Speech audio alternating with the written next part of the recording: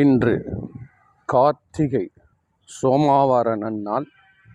வாழ்வில் மங்களங்களும் எல்லா விதமான வளங்களும் பெறுவதற்கு கொஞ்சம் அரிசி, கொஞ்சம் காயின், அது வெள்ளி காயினாக இருந்தால் இன்னும் பெட்டர், தங்க காயினாக இருந்தால் இன்னும் பெட்டர். அதை நம்ம ஒரு சுருக்கு பை, பட்டு துணி மாதிரி இருக்கக்கூடிய ஒரு சுருக்கு பையில் போட்டு அதை நன்றாக முடிச்சுட்டு அதை நாம் பூஜை அறையில் வைத்து வழிபட வேண்டும். நீங்கள் பார்த்தீங்கன்னா இன்றைக்கி கோயிலில் முக்கியமாக அரிசி மேலே அந்த சங்கு வச்சு அதுக்கு மந்திர அர்ச்சனை பண்ணி அந்த சங்கில் இருக்கிற நீரை எடுத்து சிவபெருமானுக்கு அபிஷேகம் பண்ணுவாங்க.